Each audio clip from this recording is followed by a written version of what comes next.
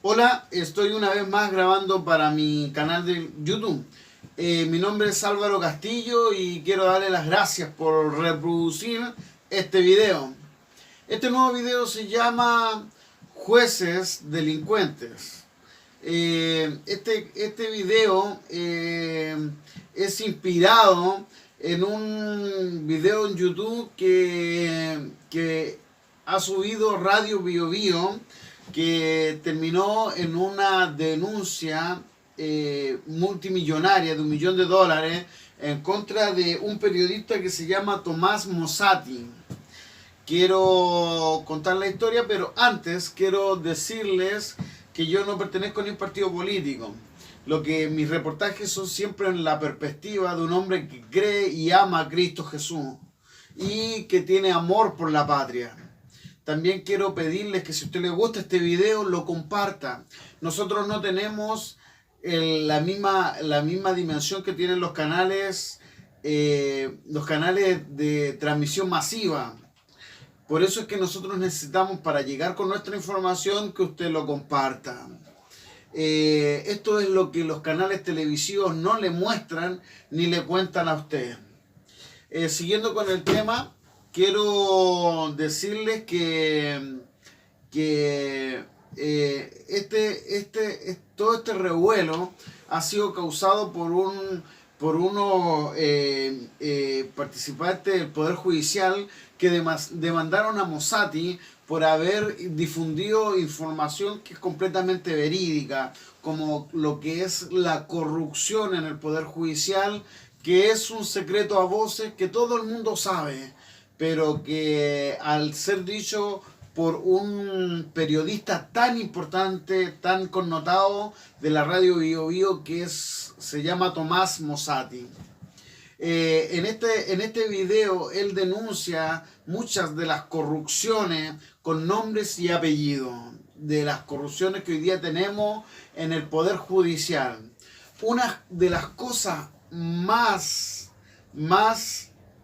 llamativas de este video es que él deja entrevista la masonería, el poder de la masonería en el Poder Judicial. Antes de seguir con el tema de la masonería, quiero pedirle que se suscriban a mi canal.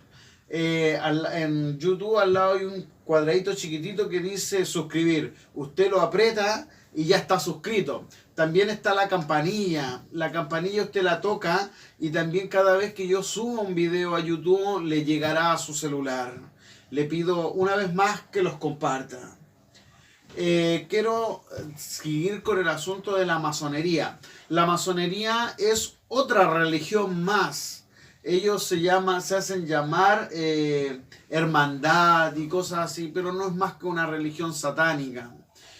Yo le invito a usted a preguntar en YouTube sobre la masonería, y ahí le van a mostrarle muchos rituales satánicos que ellos hacen en su iniciación.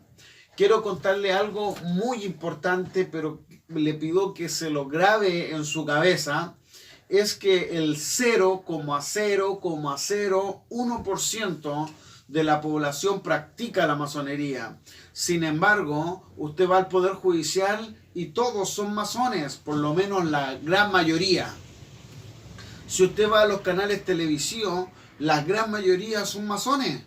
Por ejemplo, tenemos varios casos que salen en esta fotografía que practican la masonería.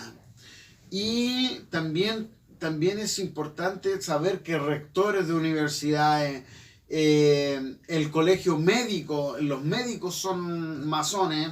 Les vuelvo a reiterar, esta es una religión satanista y que está muy arraigada en el poder de nuestro país, pero realmente son muy pocos y tienen mucho poder. Entonces, Tomás Mossati deja en evidencia que este poder satanista, que estas personas que practican el satanismo tienen tomado todo el poder judicial. Quiero contarles que uno de los jueces que fueron pillados con nexos con con narcotraficantes, cuando la PDI le hizo un allanamiento en su cajón del juez, le sacaron un muñeco donde él estaba haciendo hechicería. Así que lo que yo le digo, hay pruebas contundentes de que ellos practican el satanismo. Vamos a volver al tema principal, que es la delincuencia en el Poder Judicial. Cuando una persona hace hechos delictivos, se transforma en un delincuente, y cualquier clase de corrupción, pagos incorrectos por transar alguna definición de un juez, eso es un acto delictual.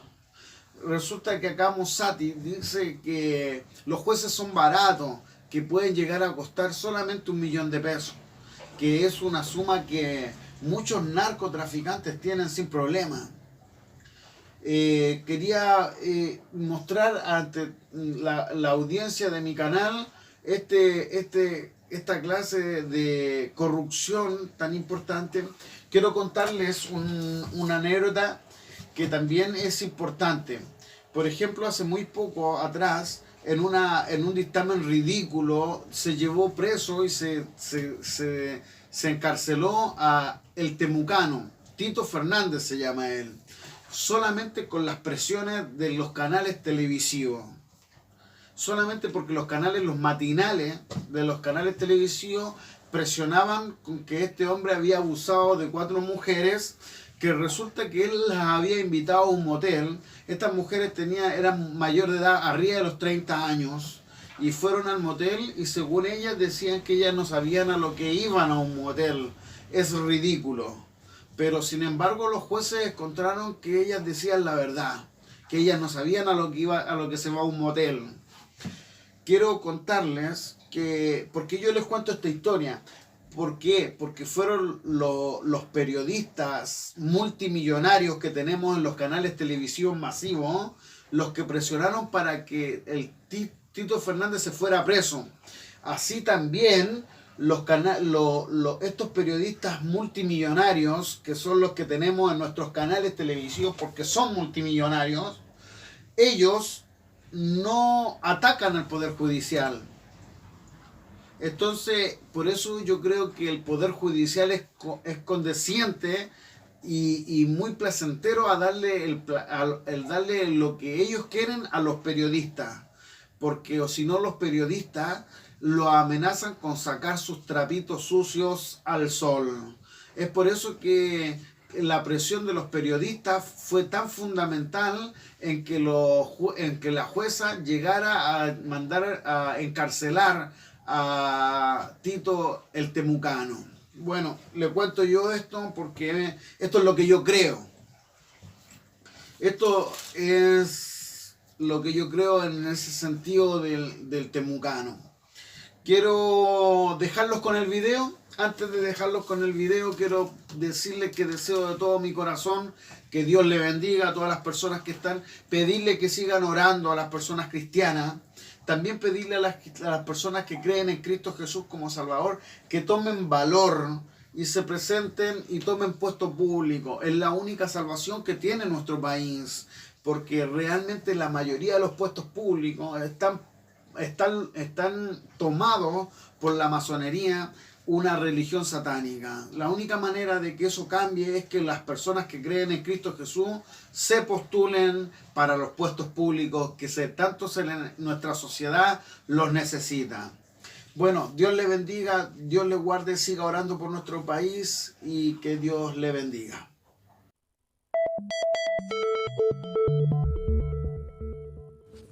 Hay desaliento en los jueces honestos, desaliento por lo que se ha descubierto en la Corte de Apelaciones de Rancagua. Es que lo que se ha descubierto es que podrían existir ministros delincuentes.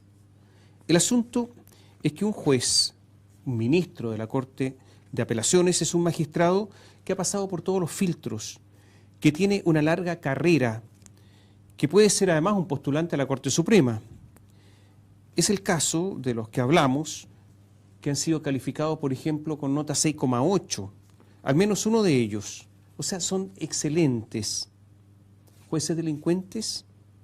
Hace rato que se comentaba en la Corte de Apelaciones de Rancagua que estaban pasando cosas raras. El desaliento de los jueces honestos se ha producido también porque solo cuando se supo de que el ministro Emilio Elgueta sería formalizado por el Ministerio Público, por el fiscal Emiliano Arias, se apuró en ese momento la ministra de la Corte Suprema, Rosa María Maggi, y lo suspendió de su cargo.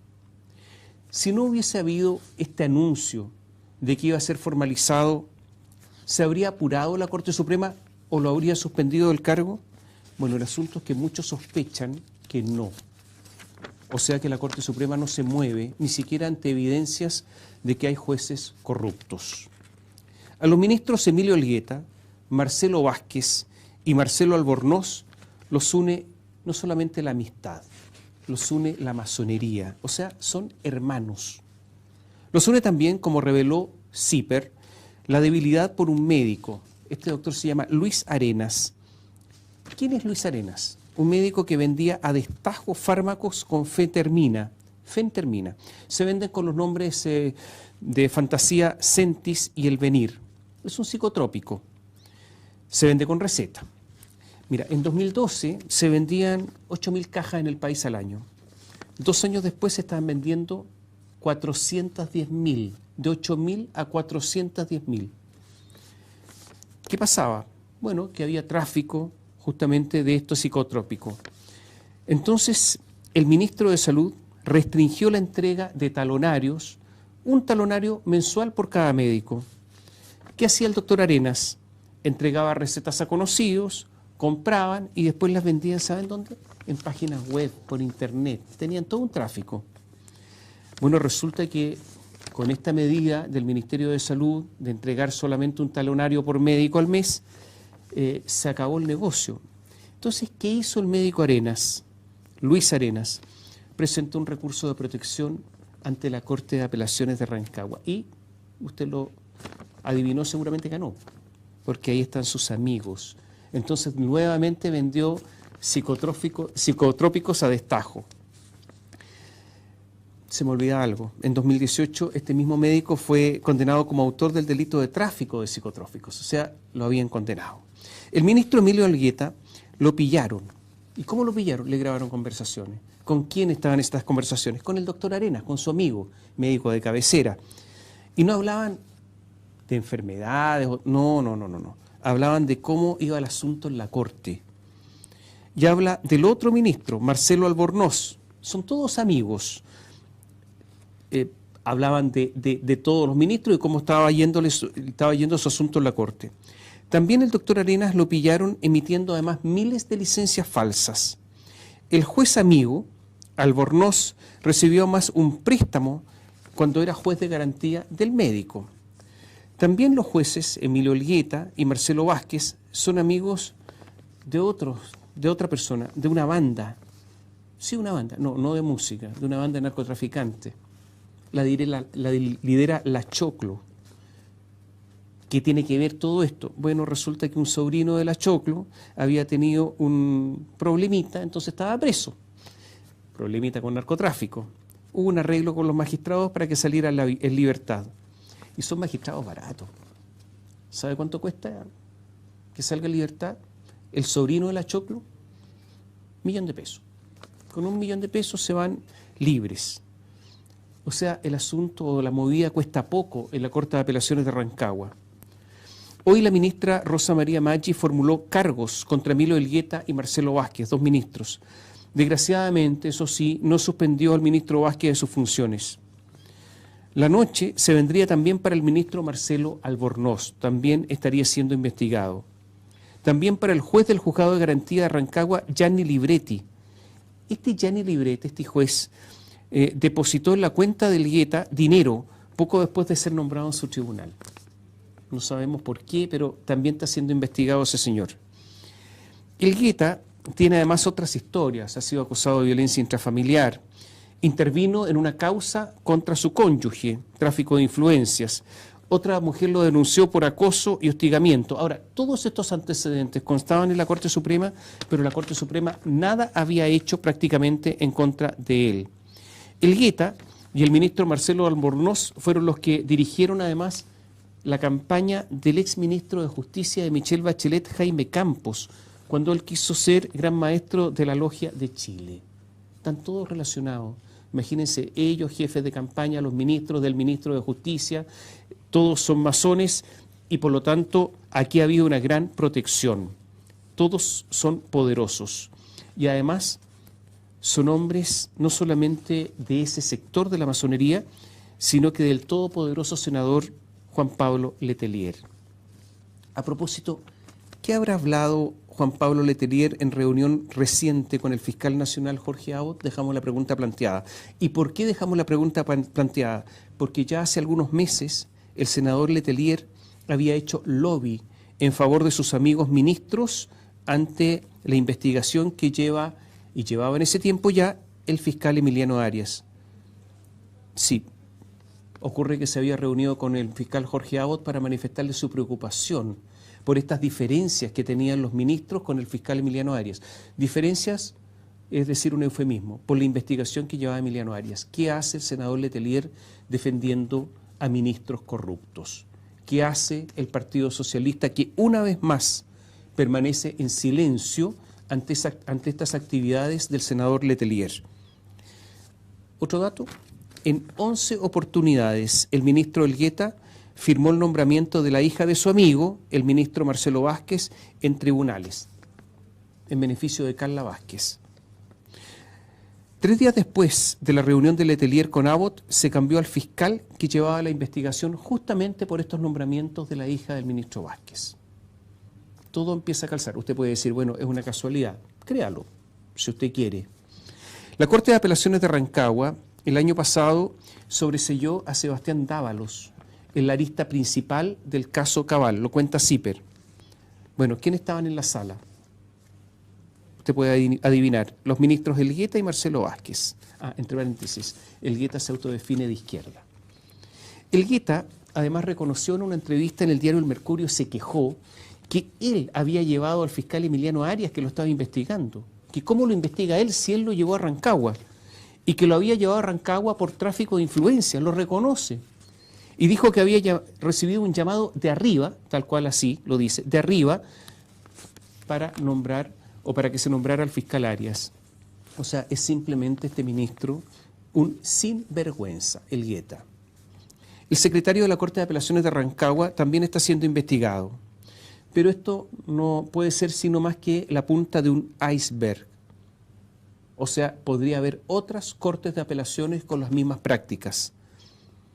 Y acaso no debemos sorprendernos sobre esto, porque ¿no hemos visto que parientes de jueces son nombrados notarios? ¿No hemos visto que parientes de jueces son contratados por notarios, por conservadores de bienes raíces, por archiveros judiciales? ¿Acaso no sabemos que existe el besamanos y que no existe el cuoteo en el nombramiento de jueces de los tribunales superiores de justicia? ¿Acaso no sabemos que el mayor operador de tribunales, ese personaje que pulula en la Corte Suprema, ese personaje de presencia pestilente, al que llaman todos el pingüino, hombre de ministros de la Corte Suprema y de la Corte de Apelaciones y hombre de Guido Girardi, no sigue influyendo en los tribunales y en los jueces? Esta es la mayor prueba de la podredumbre que hay en estos instantes. Emiliano Arias, el fiscal, ha sido lento en incautar computadores y documentos. ¿Cuántos habrán desaparecido? Las actas del sorteo, las actas de sorteo, las instalaciones, los teléfonos, los computadores.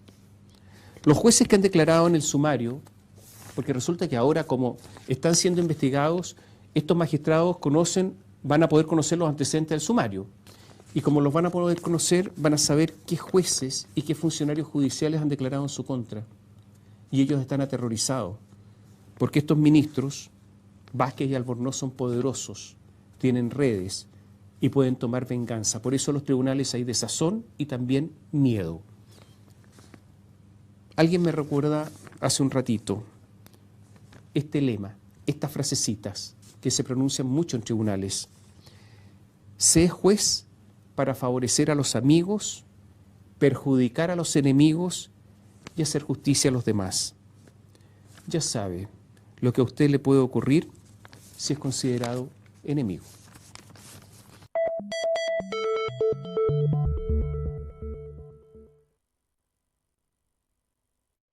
Cuando se formó el Ministerio Público, inmediatamente los políticos tomaron control de él y lo cotearon políticamente, con muchos fiscales que permanecen hasta hoy, formados muchos de ellos además en pésimas universidades, por lo que es normal que cuando se enfrentan en juicios con abogados importantes que han estudiado en universidades serias, simplemente pierden.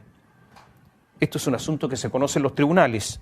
Un dato, el fiscal Manuel Guerra estudió en una universidad que ya no existe. El Ministerio Público administra cerca de 154.000 millones de pesos. Nadie lo fiscaliza. Lo voy a repetir, nadie lo fiscaliza. Cuando adulteraron los datos para lograr bonos por cumplimiento de metas, no habían cumplido las metas, adulteraron los datos internamente, yo no escuché a ningún fiscal manifestar su preocupación por la corrupción al interior del Ministerio Público. Recuerdo que en 5 meses de iniciada la investigación, el fiscal no había dado ninguna orden para investigar a alguna policía. Simplemente no había hecho prácticamente diligencias. Y pese a la corrupción grotesca, usted sabe que igual se pagaron los bonos.